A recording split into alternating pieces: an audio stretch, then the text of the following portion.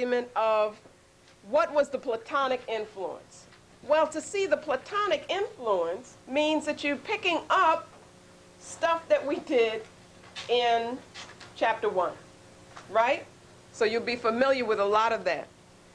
But what also, it goes further, is that we use the dialogues, some of the other dialogues, more specifically, the Euthyphro, the Apology, I'm not sure if the Crito is in there, but at any rate, we use them to show the basis of the argument that Plato is putting forth. And what he's doing is constructing a model for what true religion should be. He doesn't call it true religion, but it's the model that then the Christian church and their theology is going to use.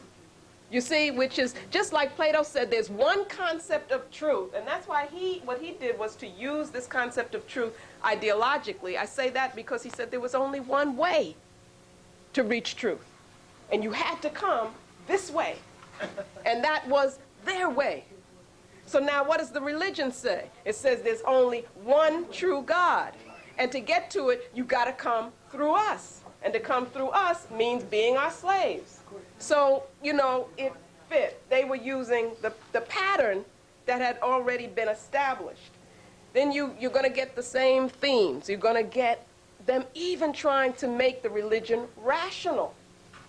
Big discussion of that. You got Aquinas in there, you got Leibniz, who have these long so-called religious tracts, which sound ridiculous. You know, it sounds like they're talking about math or whatever they're talking about, but certainly not what we would consider to be God. Okay, the reason they do that is because they've got to make it fit this true thing, which makes them superior. So it's the same thing over again. Then one of the things you look at is on page 117, the Judaic heritage. And that's about what was it that this Judaic statement brought to the table, brought to the picture, that made it European, if you will, made it Western, if you will. And there are certain things we'll look at. The emphasis on written codification, the way it reified or hardened the ideas, the deification of the word. Okay, again, the object. The monotheistic ideal. Page 120, try to outline the argument that's being made there. The savior complex, they state all of that. The seeds of universalism. Very importantly, what they do, you get the secularization of history under this statement, within this statement, the Judaic statement. There are quotes here from Deuteronomy. Now, I don't know if you're familiar with Deuteronomy. I don't know how familiar you are with the Old Testament or with the Bible. On page 123. But Deuteronomy is very, very clear about who's us and who's them.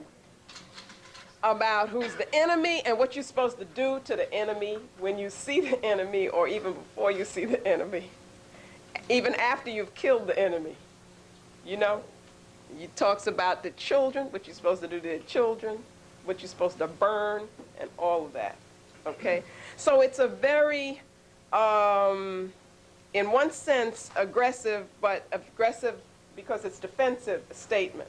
And what it was saying was there's these special group of people we will put here to be the models for everybody, and if anybody else has another way of worshiping, you're supposed to kill them. That's what it says.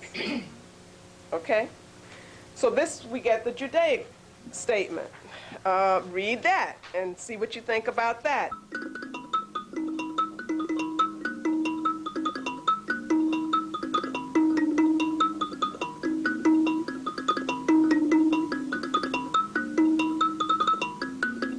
Well, then why was there this split between the Judaic statement and then what became the Christian statement. I mean, they came from the same book, right? So what happened? Why should there be this antagonism?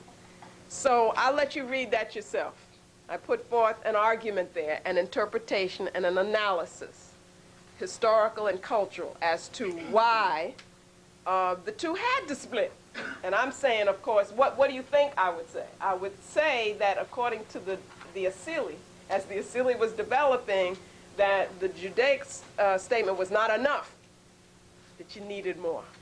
You needed something which was more imperialistic, more expansive even than what was already in that statement. Okay, always looking at the Asili and looking at the need for world domination and world power. And that's what happened. It became a statement of, you know, of world control. Then the next period, and this gets easier, straightforward, that people shouldn't have any problem following. The Roman, what I call the Roman co-optation.